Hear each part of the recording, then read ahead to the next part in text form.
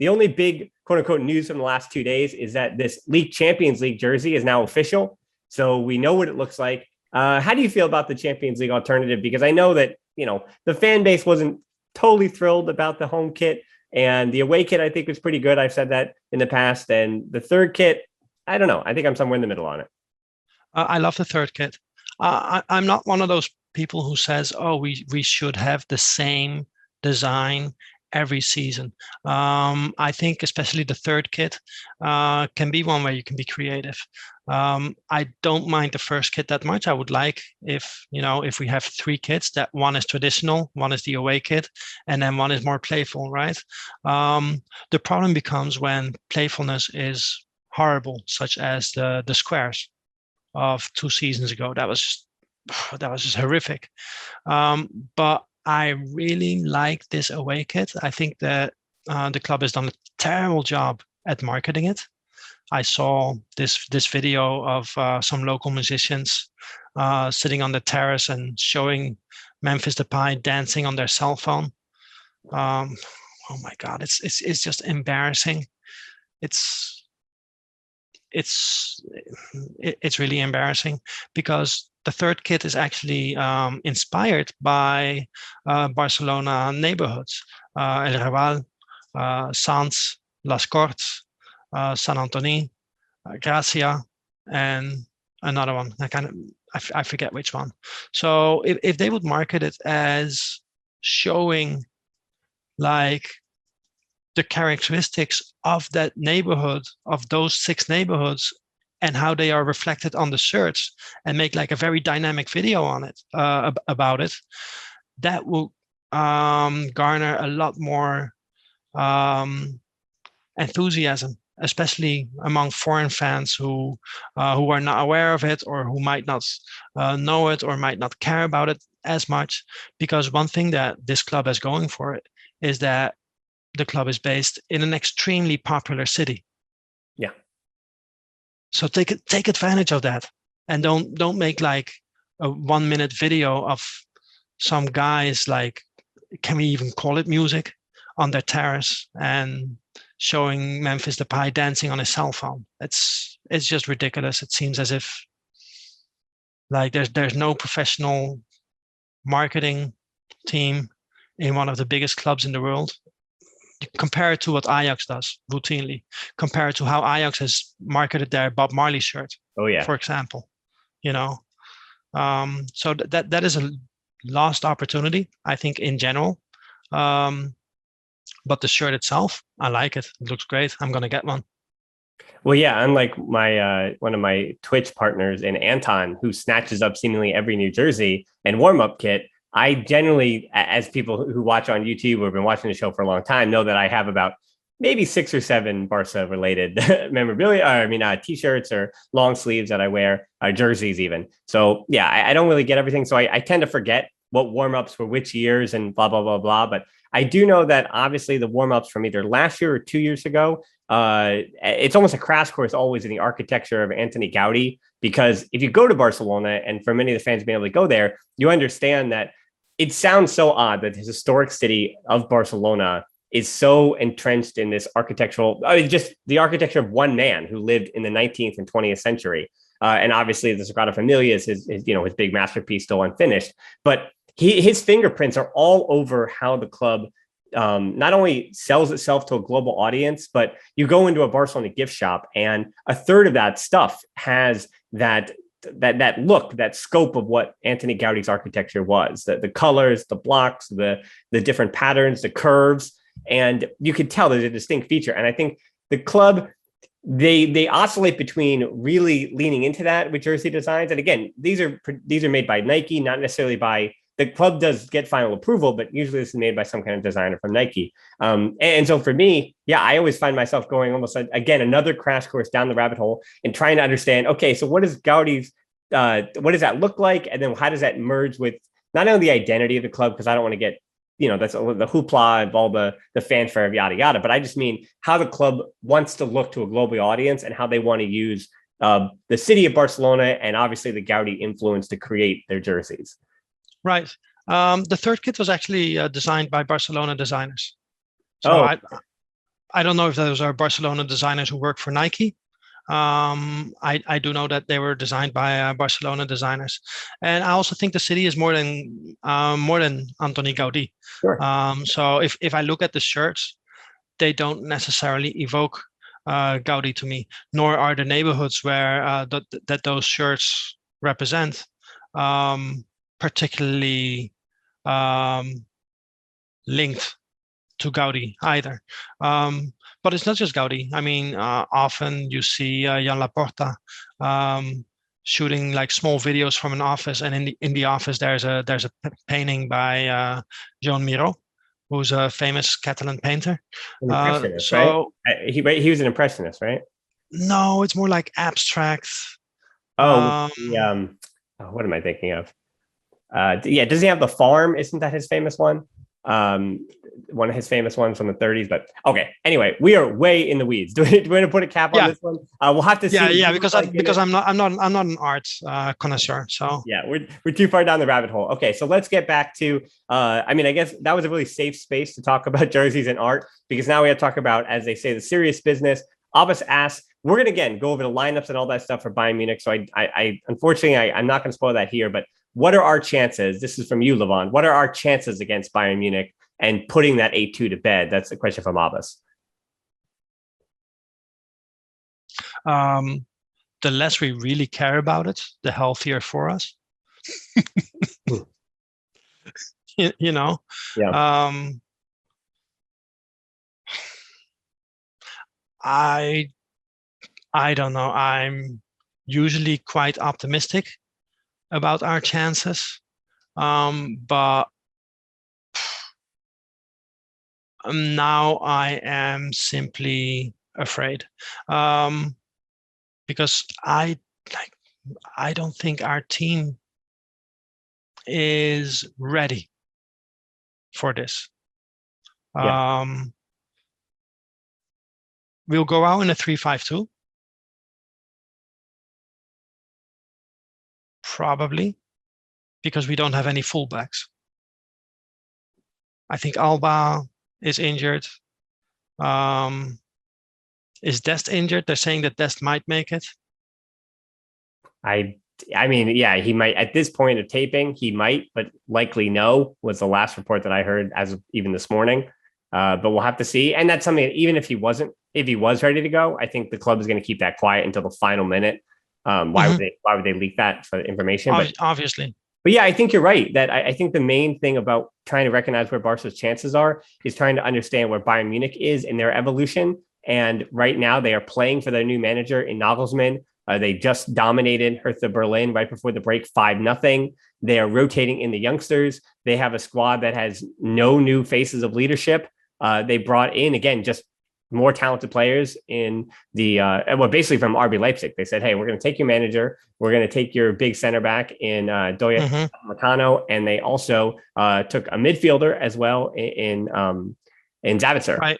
The center midfielder from Austria. So yeah, I mean, Leipzig is the new Dortmund. What was that? Leipzig is the new Dortmund. Well, basically, right, because they are the ones who have the financial fortitude to bring all these talents in. Dortmund can do that again once they sell Haaland.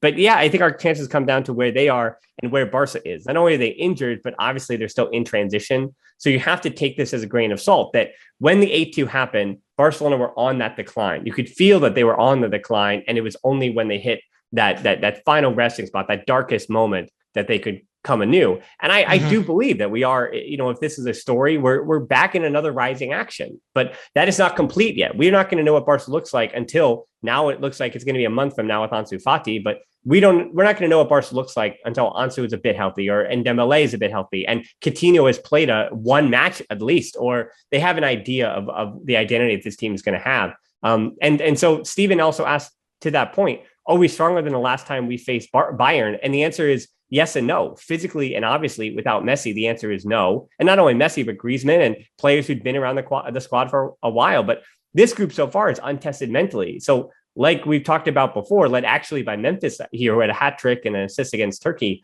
just this week. This team doesn't have that same wilt that the 8-2 team did. They might accidentally get a lose 3-1 or lose 3-2, right? Or make it interesting and it's a 2-2 draw by almost accident. And that Barcelona and led by Memphis, he wasn't there. Pedri wasn't there. Dest wasn't there. Braithwaite and Luke de Jong weren't there. And for anything, Barca might be able to emotionally get up to this one. And if the talent, this Barcelona do still have world-class players. So if they can just match that Bayern Munich talent for 90 minutes, who knows? They're at home too. So maybe a 2-2 is possible. The chances are slim, but I just think they're in a better headspace. They just physically are not where they need to be as a team yet because they lost so many pieces a week ago.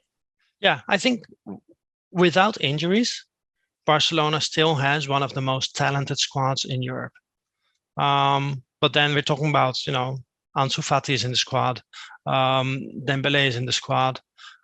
We have Jordi Alba, who's fit without injuries.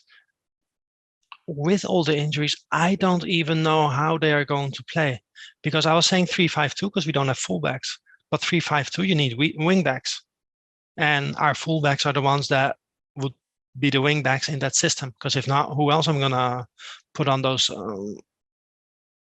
flanks, right? Maybe Braithwaite could be a wingback on the right, because at least he has the speed.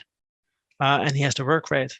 I'm a little nervous about. But he's never played there. It's something that Johan Cruyff might do. That's what I'm saying about putting a new system. I'm actually going to see. Yes, you're waiting for the internationals comes back, but that scrimmage that against AE Prat, you think that that's the last time that this. It's the last friendly or the last time they're going to be together before Bayern Munich. So I actually would not be surprised to see Othman Gaitha. And now we're getting the lineup a bit, but I would not be surprised to see Othman Gaitha actually on the left, where he's played in the past for Barca B and even throughout the academy. And then Sergio Roberto, this is if Dest and Alba are both injured. And then Roberto is back on that right side, or it could be a Ronald Araujo or even Eric Garcia, who are tasked to be a right back, which is insanity against Alphonso Davies. So I think it'll be Roberto move back there. And then you're going to have Busquets, De Jong, and Pedri in the middle. Roberto at right back, Othman Gaitha at left back, with a very, very defensive back line, with Roberto being basically this inverted right back that'll go into the middle to try to almost have four in the middle there at times, possibly. And then again, Piqué and Eric Garcia or Araujo being the other two center backs. And then the front three is whatever front three you can cobble together, potentially, Braithwaite, Memphis, and Luke de Jong. But it seems like Koeman wants de Jong to get more familiar from the bench and get inserted that way. But just looking at the squad, we might actually see Coutinho, because he did start and apparently he played well. I put quotes over that. He played well in that friendly. So I think that starting lineup could be Braithwaite on the right, potentially, again, where he's not as comfortable. He's most comfortable on the left, but you could see Braithwaite on the right, Memphis in the middle, and Coutinho out on the left. So I think I didn't want to do the lineup, but we did it. I don't know if there's something I'm not thinking of that Koeman has shown us in the past that he would do instead. I know there are other players in the squad and there are other options. Like, I know people are throwing out Balde there, but I think based on how he sets up his squads and how he sets up his teams, especially for big matches, I don't know how else we see something too dissimilar from that. But I could see a 3-5-2 with Balde on the left. You really think he would start Alejandro Balde against Bayern Munich as a wingback? Yeah, that there's not that much that people can blame the wingback, and he does have the profile to play there. Because if we're talking about Mingueza as a left back and Sergio Roberto as a right back against Davies, that's not very enticing either, is it? Yeah. Well, no, but I think that's the difference, though, is that if Mingueza gets cut inside out, then that's one thing. But for Balde to make your debut at home, yes, at home, but to make your debut against Bayern Munich in that moment, remember, he didn't make his debut even last year when Koeman was throwing out, options for younger players. So for him not to make his debut yet, I'm just not sure this is the exact moment. You don't want to send a young player down a bad path after some kind of result against Alphonso Davies. I don't. He'd be one example that I'm not sure about that. Yeah, but Koeman also put on Gavi and Nico in matches that were not going well at all. Right, but that was he did it twice with Nico, actually, because he also put Nico on when right after Real Sociedad scored. And what I do think is that we will play 3-5-2 against Bayern, because you want to be able to cover your defense against Bayern. You want Busquets to be more comfortable. Whereas in the past, we've seen that when we play big games and we play 4-3-3, Busquets plays poorly because he becomes very, very vulnerable when the team is not compact and the team cannot defend well. I think that already 4-3-3 might be risky against Bayern for Koeman's taste, but even more so when you start putting players in that lineup that have never played there for this team before. So then with 3-5-2, you have a bit more security, and you have all the players that we have on the squad. Who would you put as a wing back? I can only think of Balde. Am I forgetting somebody here? Or, like I said, I can also see, but not on the left, I can see on the right, I can see Tel Braithwaite. You be the wing back on the right. I think I would assume that Koeman would go with Braithwaite over Balde, again, just because of the I guess experience is kind of trite if a player is more natural in that spot. Like Balde, again, if Alba's injured, Balde is the most natural wing back in a 3-5-2. Absolutely. I no qualms about that. And I also want to make it very clear that people who've been following BarcaBlind.com or this show for a long time, I mean, he's been the best left back, not only since Juan Miranda, but potentially the best left back in the academy for more than that time, since not even Jordi Alba, because he was sent out.